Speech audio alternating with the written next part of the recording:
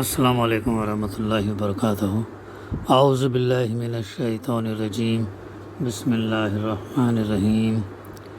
یقولون انا لمردودون فی الحافرہ اذا کنا عظاما نخرہ قالوا تلک اذا کرۃ خاسرہ فانما ہی زجرۃ واحدہ فاذا هم بالساہرہ۔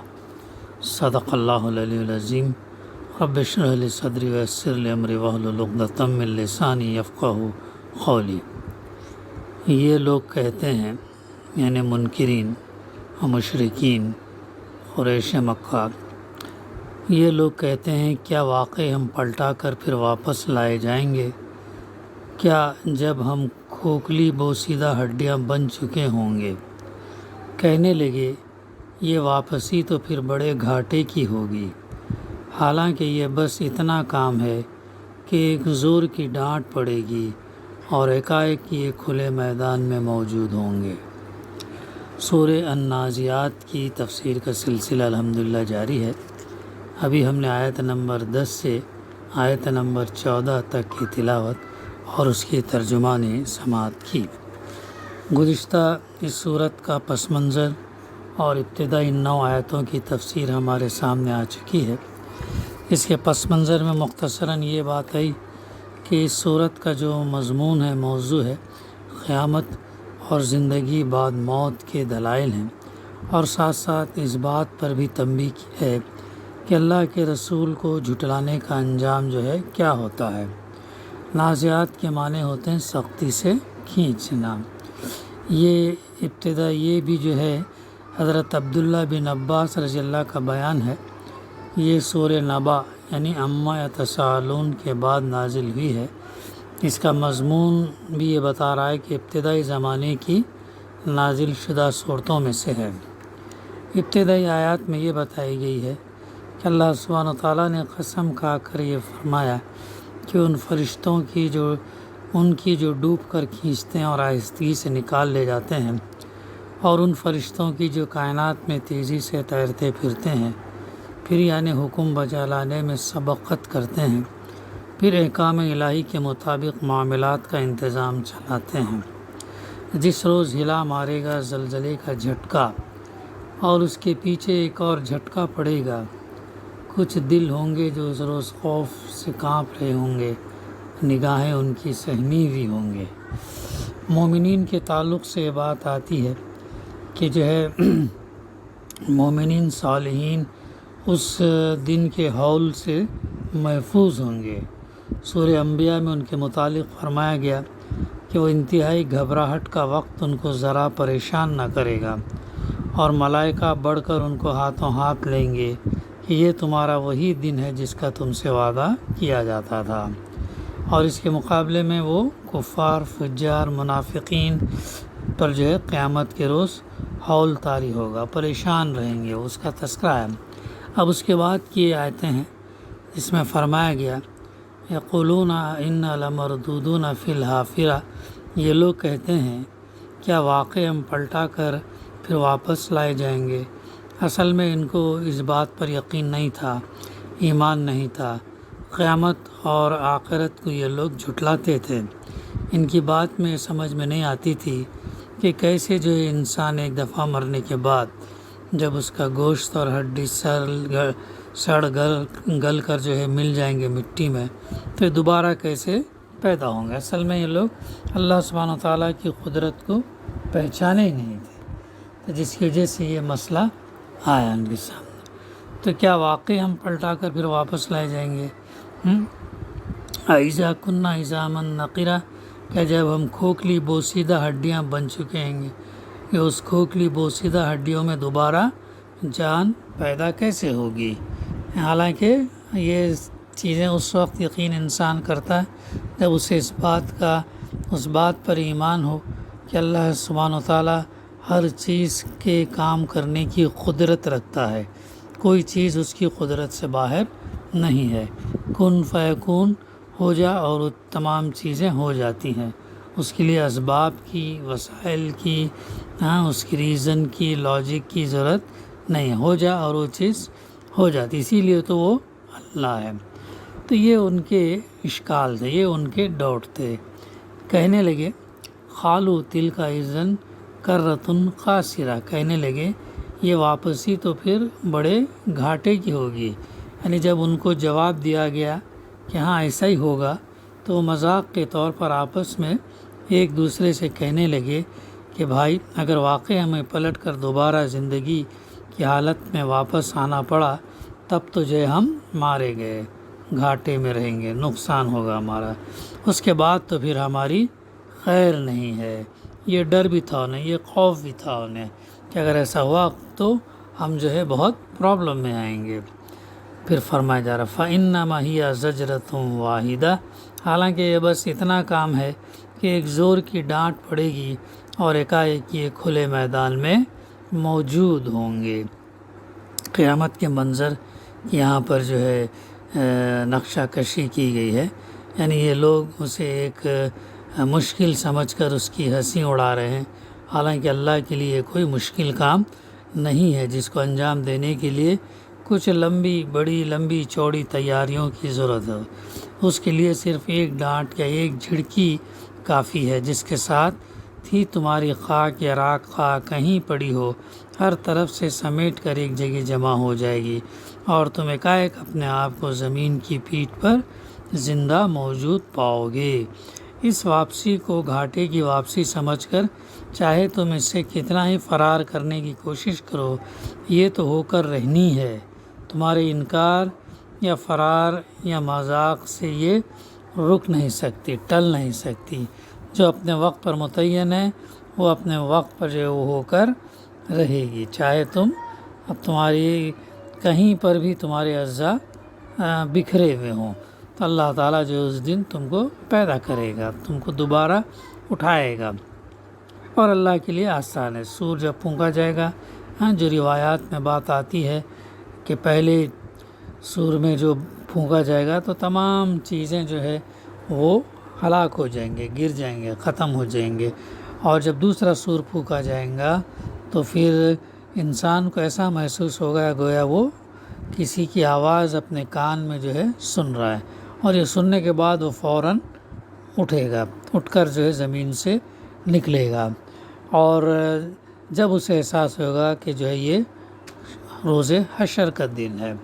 تو بعض روایات میں 3 سور کا آیا ہے، بعض روایات میں 2 سور کا آیا ہے۔ بہرحال یہ سور پھونکنے کے بعد جو ہے انسان جو موجود اس وقت رہے گا وہ مرے گا، اور اس کے بعد دوبارہ فوراً اٹھایا جائے گا، اور اللہ سبحانہ و تعالیٰ کے لیے کوئی کرنا مشکل نہیں ہے۔ تو ایک حدیث میں اللہ کے رسول صلی اللہ علیہ وسلم نے یہ بھی فرمایا کہ جو ہے جو فرشتے غالباً اس میں جو سور والے جو فرشتے ہیں وہ اپنا سور اپنے منہ کو لگائے ہوئے ہیں، بس اللہ کے انتظار ہے ان کو کہ جب اللہ حکم دے دے تو فوراً وہ جو ہے وہ سور پھونکیں گے، یعنی اتنا جو ہے تیار ہے معاملہ، ایسا یہ کوئی دور والی بات نہیں، یہ کوئی ٹالنے والی بات نہیں، بلکہ وہ تو قیامت یا جو ہے ہمارے سے بالکل قریب ہے، بس اللہ کے حکم کا انتظار ہے، تو وہ سور پھونکیں گے اور پھر وہ تمام حادثات اور دوبارہ انسان جو ہے اٹھے گا۔ تو اس کے بعد اب فرمایا جا رہا کہ اور یہ تمام جو ہے پھر اس کے بعد ایک کھلے میدان میں موجود ہوں گے۔ روز حشر وہ میدان چٹیل میدان ہوگا، اور تمام انسان آدم علیہ السلام سے لے کر آخری انسان، تمام انسان موجود ہوں گے۔ چٹیل میدان ہوگا، پلین ہوگا، روایات میں آتا ہے کہ انسان کو قدم رکھنے کی جگہ ہوگی، اتنا گنجا، اتنا یعنی آبادی سے اتنا یہ زمین بھر جائے گی، اتنا کراؤڈڈ اور کنجسٹڈ جو ہے وہ ہو جائے گی۔ اب اس کے بعد فرمایا جا رہا حل اتاک حدیث موسیٰ، کیا تمہیں موسیٰ علیہ السلام کے قصے کی خبر پہنچی ہے؟ اب یہاں سے سلسلہ جو ہے دوسرا شروع ہو رہا، چونکہ کفار مکہ کا قیامت اور آخرت کو نہ ماننا اور اس کا مذاق اڑانا دراصل کسی فلسفے کو رد کرنا نہیں تھا، بلکہ اللہ کے رسول صلی اللہ علیہ وسلم کو جھٹلانا تھا، اور جو چالیں وہ رسول اللہ صلی اللہ علیہ وسلم کے خلاف چل رہے تھے وہ کسی عام آدمی کے خلاف نہیں بلکہ اللہ کے رسول کی دعوت کو زک دینے، تکلیف دینے، نقصان پہنچانے کے لیے تھی۔ اس لیے وقوع آخرت کے مزید دلائل دینے سے پہلے ان کو حضرت موسیٰ علیہ السلام اور فرعون کا قصہ سنایا جا رہا ہے تاکہ وہ خبردار ہو جائیں کہ رسالت سے ٹکرانے اور رسول صلی اللہ علیہ وسلم کے بھیجنے والے اللہ کے مقابلے میں سر اٹھانے کا انجام جو ہے کیا ہوتا ہے۔ یہ ان کو تنبیہ کی جا رہی ہے، ان کو یاد دلایا جا رہا ہے۔ موسیٰ علیہ السلام کا قصہ جو ہے ان کو بیان کیا جا رہا ہے۔ تو اسی لیے سوال، کیا حل عطا کا حدیث موسیٰ، کیا تمہیں موسیٰ علیہ السلام کے قصے کی خبر پہنچی ہے؟ اذ ناداہ ربہ بالوادی المقدس طویٰ، جب اس کے رب نے اسے طویٰ کے مقدس وادی میں پکارا تھا۔ یہ جو وادی مقدس طویٰ کے معنی جو ہے بالعموم مفسرین نے یہ بیان کیے ہیں کہ وہ مقدس وادی جس کا نام طویٰ تھا، لیکن اس کے علاوہ اس کے دو معنی اور بھی بیان کیے گئے ہیں۔ ایک یہ کہ وہ وادی جو دو مرتبہ مقدس کی گئی، کیونکہ ایک دفعہ اسے اس وقت مقدس کیا گیا جب پہلی مرتبہ اللہ تعالیٰ نے وہاں حضرت موسیٰ علیہ السلام کو مخاطب فرمایا جب وہ مدین سے لوٹ رہے تھے مصر کی طرف اپنے بیوی کے ساتھ میں۔ رات میں انہوں نے ایک جگہ رکے تو وہاں پر سردی کی وجہ سے یا روشنی جلانے کے لیے دور دیکھا کہ ایک روشنی ہے، تو روشنی لانے کے لیے جب وہ جاتے ہیں تو انہیں نبوت سے سرفراز کیا جاتا۔ تو پہلا موقع یہ ہے، اور دوسری دفعہ اسے تقدیس کا شرف اس وقت بخشا گیا جب حضرت موسیٰ علیہ السلام مصر سے بنی اسرائیل کو نکال کر اس وادی میں لائے اس وقت۔ دوسرے یہ کہ رات کے وقت وادی مقدس میں پکارا، عربی میں محاورہ ہے جا عباد طویٰ، یعنی فلاں شخص میرے پاس رات کا کچھ حصہ گزرنے کے بعد آیا۔ تو بہرحال یہ دو وادی مقدس طویٰ کی تفسیر ہے۔ میں پکارا تھا، اذهب الی فرعون انہ طغیٰ، یعنی کہ فرعون کے پاس جا، اللہ کا حکم تھا کہ فرعون کے پاس جا، وہ سرکش ہو گیا، وہ باغی ہو گیا، وہ نافرمان ہو گیا، تو تم جو ہے اس کے پاس جاؤ، فرعون کے پاس جاؤ جو سرکش ہو گیا ہے۔ فَقُلْ هَلْ لَكَ إِلَىٰ أَن تَزَكَّىٰ، اور اس سے کہے کیا تو اس کے لیے تیار ہے کہ پاکیزگی اختیار کرے، وَأَهْدِيَكَ إِلَىٰ رَبِّكَ فَتَخْشَىٰ، اور اختیار کرے اور تیری رب کی طرف تیری رہنمائی کروں تو اس کا خوف تیرے اندر پیدا ہو۔ یہاں پر مفسر لکھتے ہیں، یہاں چند باتیں اچھی طرح ہمیں سمجھ لینی چاہیے۔ پہلی بات یہ کہ حضرت موسیٰ علیہ السلام کو منصب نبوت پر مقرر کرتے وقت جو باتیں ان کے اور اللہ تعالیٰ کے درمیان ہوئی تھی ان کو قرآن مجید میں حسب موقع کہیں مختصر اور کہیں مفصل بیان کیا گیا ہے۔ یہاں موقع اختصار کا طالب تھا، شارٹ کا طالب تھا، اس لیے ان کا صرف خلاصہ بیان کیا گیا ہے۔ سورہ طٰہٰ آیت 9 سے 48 تک، سورہ شعراء آیت 10 سے 17، سورہ نمل آیت 7 سے 12 اور سورہ قصص آیت 29 سے 35 میں جو ہے صحیح موسیٰ علیہ السلام کے قصے کی تفصیل جو ہے ہمیں ملتی ہے۔ تو یہ ہے وہ بات، تو وہاں پر اس کو جو ہے ہم ریفر کر سکتے ہیں۔ دوسری بات یہ کہ فرعون کی جس سرکشی کا یہاں ذکر کیا گیا ہے اس سے مراد بندگی کی حد سے تجاوز کر کے خالق اور خلق دونوں کے مقابلے میں سرکشی کرنا ہے۔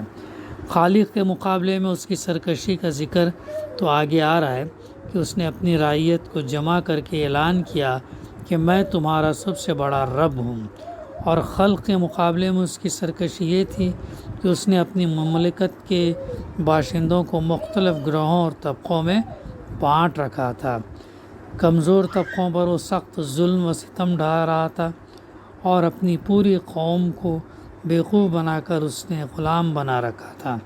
جیسا کہ سورہ قصص آیت نمبر 14 میں آتا ہے، آیت نمبر 40، اچھا آیت نمبر 4، آیت نمبر 4 اور سورہ زخرف آیت نمبر 54 میں اس کا تذکرہ ہمیں ملتا ہے۔ تیسری چیز جو ہے، حضرت موسیٰ علیہ السلام کو ہدایت فرمائی گئی تھی کہ فَقُلَا لَهُ قَوْلًا لَيِّنًا لَعَلَّهُ يَتَذَكَّرُ أَوْ يَخْشَىٰ، تم اور ہارون دونوں بھائی اس سے نرمی کے ساتھ بات کرنا، شاید کہ وہ نصیحت قبول کرے اور اللہ سے ڈرے۔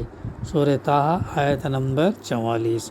اس نرم کلام کا ایک نمونہ تو ان آیات میں دیا گیا ہے، جس سے معلوم ہوتا ہے کہ ایک مبلغ داعی کو کسی بگڑے ہوئے آدمی کی ہدایت کے لیے کس حکمت کے ساتھ تبلیغ کرنی چاہیے۔ دوسرے نمونے سورہ طٰہٰ آیت 49 سے 52 اور دوسری صورتوں کے اندر ہمیں ملتے ہیں۔ تو یہ من جملہ ان آیات کے ہیں جن میں اللہ تعالیٰ نے قرآن مجید میں حکمت تبلیغ کی جو ہے تعلیم دی ہے۔ تو اور بھی نکات ہیں، انشاءاللہ ہم آئندہ اس کا سلسلہ جاری رکھیں گے۔ دعا ہے کہ اللہ سبحانہ و تعالیٰ ہمیں کہنے سننے سے زیادہ عمل کرنے کی توفیق عطا فرمائے۔